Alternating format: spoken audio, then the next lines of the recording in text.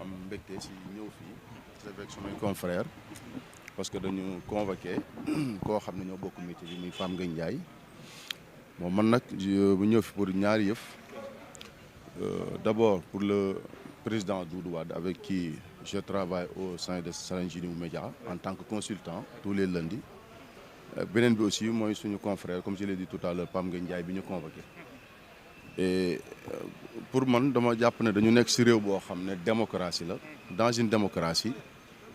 les libertés d'opinion la liberté de la presse doit être wala les deux libertés doivent être préservées nekk ci télé aussi yombul wax ci télé yombul mais ce que nous avons remarqué depuis un bon moment mooy au Sénégal bu nit waxee dala dañuy jël ay propos travertir ko interpréter ko nu leen neex et puis à travers les réseaux sociaux ñuy demander que le procureur doit arrêter telle ou telle personne et sur la base de ces déclarations là sur les réseaux sociaux dañu seetlu ne le procureur dafay autosaisir wala dafay se saisir d'office pour convoquer soit ki ñu jàpp ne dafa wax wala le journaliste donc dama jàpp ne yooyu nag si réew bu toll na Sénégal réew moo xam ne dañoo xeex depuis même avant les indépendances mu nekk réew moo xam ne dañu yàgg bëgg démocratie ñu dem nekk si réew moo xam ne dañoo am 2 alternances yoo xam ne démocratique wala 3 alternances démocratiques réew moomu jàpp naa ne yooyu waratu fee dañ ko war a dépasser donc aujourd'hui man j'ai été très surpris et bon surpris si ñu aujourd'hui ñu ne Pastef moo nekk au pouvoir ñu continuer jusqu'à maintenant di convoquer nit ñi ci ay déclaration yoo xam ne nii ki ko wax xam nga ne yow il n'a pas appelé à un coup d'état loolu ku ko wax da ngay wax lu la neex Doudou Wade n'a jamais appelé à un coup d'état il a juste donné un exemple di expliquer ne il y a des pays yoo xam ne coup d'état moo ko sauvé et aujourd'hui suñu dëkk yi ñu jege comme le Mali est-ce que le Mali n'a pas été sauvé par un coup d'état il a donné l'exemple de la France qui est passée d'une monarchie à une république d'une république à une monarchie d'une monarchie à une république mais loolu coup d'état la c'est pas démocratique neexut a wax la wax mais am na dëkk yoo xam ne loolu moo leen sauvé ça ne veut pas dire que armée ñëw leen ngeen jël le pouvoir mais ce qui se passe c'est désolant aujourd'hui daal li ma seetlu mooy Sénégal lu waay di wax waxal rek maintenant réseaux sociaux yi moom ñoom ñooy wax procureur jàppal wala bul jàpp mais li dalal suñu xel mooy aujourd'hui gëm nañu ne yii moom duñu leen si mënuñ ko si daan gëm nañ ne sax le procureur peut-être convoqué na ko parce que créé na la clameur publique mais buñ ko entendre gëm naa ne dañ koy bàyyi gëm naa ne Pape Ngagne Ndiaye dañ koy bàyyi parce que Pape Ngagne Ndiaye invité wut ay nit pour que ñuy appeler à un coup d'état loolu moom dama jàpp ne après yii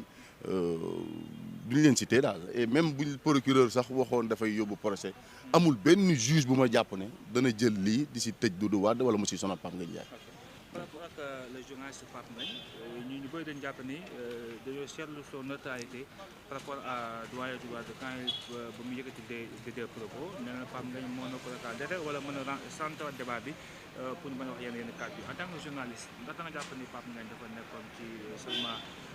neutre par rapport ak les propos que doyen Doudou Wade a. non en tant que journaliste qui anime un plateau mënoo invité nit muy développer di argumenter nga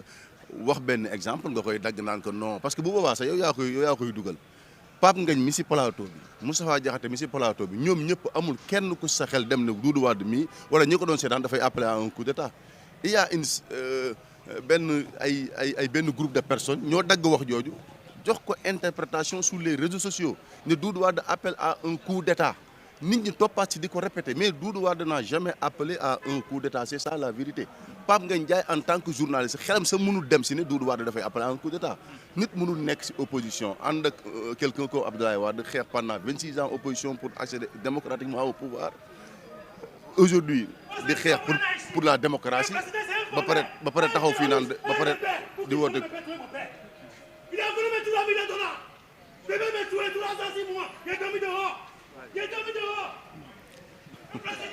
Les aléas du direct ñu ngi jégal.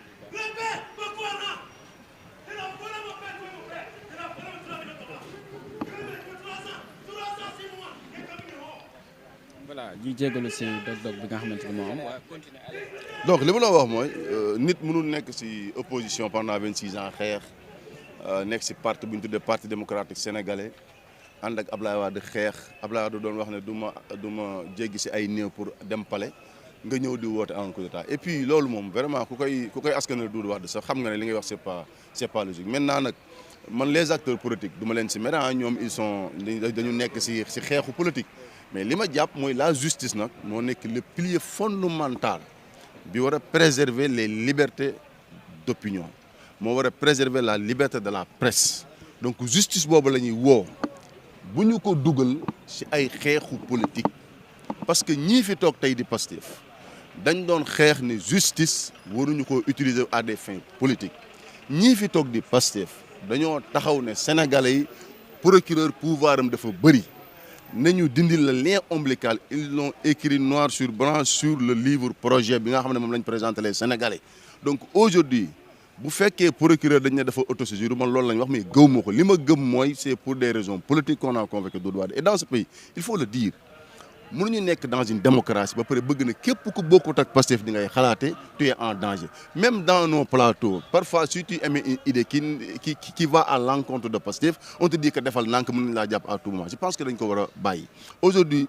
Ousmane Sonko Bassirou Diomaye Faye am na lu ñu indi ci démocratie Sénégal parce que xeex nañ ba xeex jotee askan wi wóolu nañ leen fal leen donc amul benn Sénégalais buy taxaw naan nañu nangu ñu coup d'état kenn mais nag de la même façon kenn warut nangu ñu jël waxi nit dugal ko ci internet soppi wax ji interpréter ko ñu leen neex procureur sur la base de ça mu autosaisir ñu woo la ci loo xam ne du dara man Pape Ngagne Ndiaye damaa gëm ne voilà daf doon def liggéeyam maintenant yii nag moom ci suñu métier la bokk ñu convoqué la parce que tu es journaliste yaa invité nit mais démocratie bu toll Sénégal waroon nañ weesu fii en fait parce que yu mel nii dañ ko dénoncer dund ko xeex ci et c'est malheureux après trois alternances ñu continuer di jàpp ay journalistes wala di leen convoquer sur la base de ça. xam nga luy dëgg Sénégal amul kenn kuy wax ci télé koo xam ne jàppoo ne un jour ou l'autre mën nañ la convoquer loolu amatul Sénégal képp kuy wax ci télé rek jàppal ne un jour ou l'autre mën nañ la convoquer bu fekkee da ngay émettre ay idées yu bokkut ak idées yu Pastef dama jàpp ne loolu moom bu ñu fa àggee c'est un précédent très dangereux et le procureur warul nangu yooyu procureur de la République warul nangu di convoquer nit ñi parce que tout simplement il y a des gens sur les réseaux sociaux qui disent que oui telle personne doit être convoquée telle personne a fait l'apologie d'un coup d'état non ce n'est pas du tout normal il faut que ñu dépasse yi parce que comme je l'ai dit tout à l'heure nous sommes une démocratie boo xam ne nii Afrique dañ ñu ñëwee et tànki kanam yi Sénégal amoon li laay war a sori buñ ko delloo ginnaaw et lii ma gis muy dox nii dañuy commencer di delloo ginnaaw démocratie Sénégal te loolu rafetul. jërëjëf merci beaucoup voilà ñoo ko gisandoo mu nekk kàddu yu am solo yi nga xamante ni yëkkati na ko di ñëwaat si li nga xamante ni moo waral présence am étant li nga xamante ni moo di confrère jege lool li nga xamante ni moo di Pape Ngagne par rapport ak li nga xamante ni donc ñu jëlaat yeneen tey. waaw asalaamaaleykum sang bi ñu ngi leen di nuyu di leen siyaar bu baax a baax di nuyu di siyaar sénégalais yëpp. di interpeller ñëpp kilifa yi surtout par rapport ak situation fi mu toll Sénégal fi mu toll donc ñu nuy ñëpp encore une fois pour rappeler man Papa Latir Faye MJPB sunu gaal sunu réew ñëw teew fi d'abord pour défendre li ñuy woowee démocratie au sens propre du terme bu wax démocratie wax souveraineté du peuple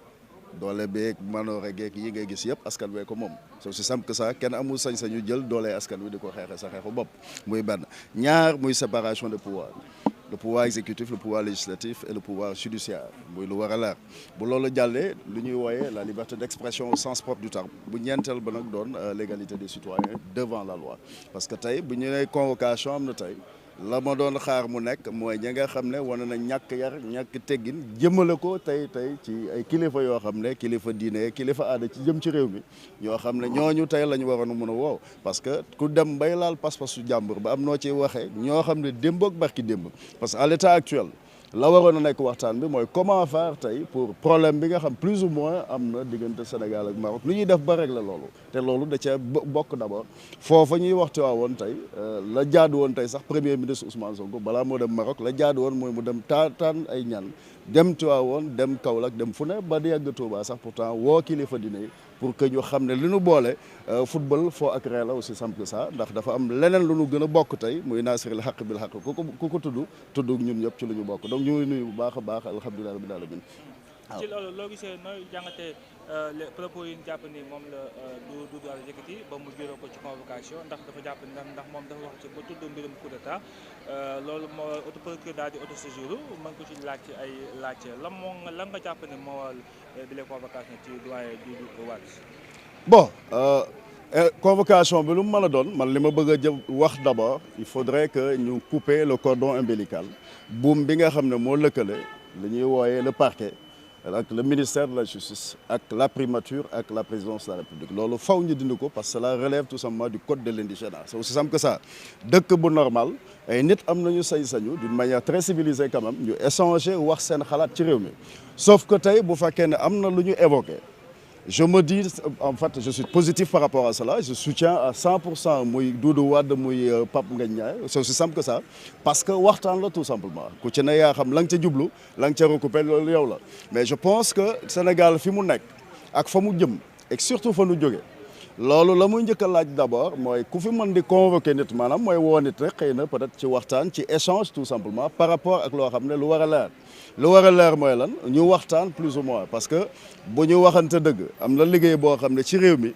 bu fekkee ne dañoo bëgg a sàmm ñun li ñu bokk sàmm réew mi il faudrait que ñi nga xam ne tey daanaka lu sénégalais yi def te ñoom ñu jëmmal tey Sénégal ci wàllu yoon muy le parquet muy normalement tey la police ak yu demee noonu lu ñu soxla en terme d'information lu ne war nañ cee mën a jóge ci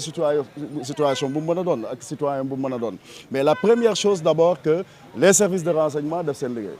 la police def seen liggéey la gendarmerie def seen liggéey ak les services de sécurité de défense et de sécurité def seen liggéey en amont pour qu'en aval ñu mën a en tout cas sécuriser réew mi fii réew mi toll parce que aussi quoi qu'on puisse dire am na loo xam ne bu ñu doxee ba ci kanam dana gën a leer ci bëtu ñëpp parce que dafa am yoo xam ne Sénégal dafa bëri lu ñuy fooye te kenn waru koo fooye encore une fois ña nga xam ne maa leen ñamay joxoñ baaraam te woo leen par rapport ak fi situation toll te kenn ci ñoom amul di jëf lenn loo xam ne lu yàq réew mi la kama cee njëkk a interpellé mooy d'abord mon frère Ousmane Sonko au-delà du premier ministre je parle à mon frère Ousmane Sonko au-delà du président de la République je parle à mon frère Bassirou Diomaye ne la am na loo xam ne réew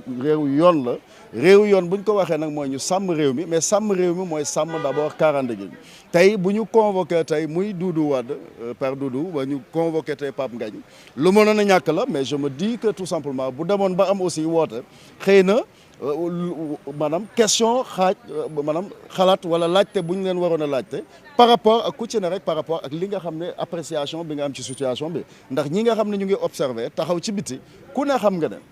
bu fekkee ne plus ou moins dafa am lu ñu woowee ceinture de feu plus ou moins bu ñu commencé wër ci dëkk yi dëkkaat yi dafay baax que nit ñi en amont aussi ñu def seen liggéey les services de renseignement surtout lay gën a interpeller mais les forces de défense et de sécurité liggéey ba ñu war a def ndax ñun nous sommes tous citoyens li fi ne mooy kenn la ñu fal Bassirou Diomaye Faye la tudd du point de vue démocratique loolu moo fi ne keneen faluñu ko Ousmane Sonko faluñu ko faluñu ma man Pape Laté kenn falu ma kenn falul keneen ki nu fal mooy président de la République du Sénégal moom mu war a incarner nag liggéeyu bi nga xam ne mooy sénégalais bépp fonction boo xam ne une fonction légale bu may dégg koy wax Jakarta ak yu demee noonu tey loolu je pense pas que lu mun a nekk lu tax nit mën a woo nit parce que le président de la République moo war a njëkk a nekk le premier Jakarta man moo war a nekk le premier mën a mënoon wax mbindaan ndax ku ñu bind ku ne mbindaan nga wala moo war a nekk le premier médecin le premier journaliste tey le premier technicien ainsi de suite lépp bépp loo xam ne liggéey la dafa dem ci loo xam ne Sénégal reconnaître na ko je pense que am na mérite du lit lu xeeb ndax tey kuñ ne woon yaay président bu fekkee ne da nga jàpp ne bàkk la wala médecin nga bàkk nga buñ la ne itam yow da nga yenu katu nuñ ko woowee sax baara ñënd nga da nga war a sant yàlla ndax baara ñënd loo ca mën di dégg ñaxam lay dundee c'est aussi simple que ça donc président bu incarné dëkk la muy njëkk a incarné mooy fonction légale boo xam ne toute fonction légale bu am ci dëkk bi loolu président de la République je pense que loolu moom moo koy njëkk a assumer tout simplement muy ku mu mën a doon aussi par rapport tout simplement par rapport à l'administration centrale au sens propre du terme je pense que la ñu gëm rek mooy dañu war a échanger tout simplement waxtaan lay doon waxtaan yaatal et aussi ña nga xam ne lañ ca jublu peut-être safaan lañ ca jublu parce que bu dee daam kuy recouper fii dagg fee dagam ku xam le doyen en fait Doudou Wade xam nga ne sore naak loolu en réalité sax je pense que ñun ñëpp a ko war a remercier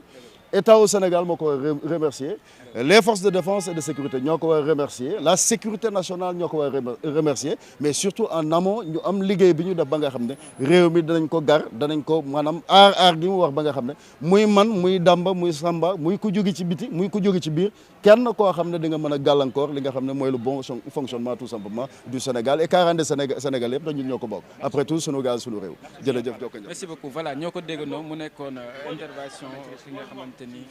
bokk na lool si ñi nga xamante ni jege waaye tey ñu daal di si parti bi di PIT ñu daal di ko teewlu moom aussi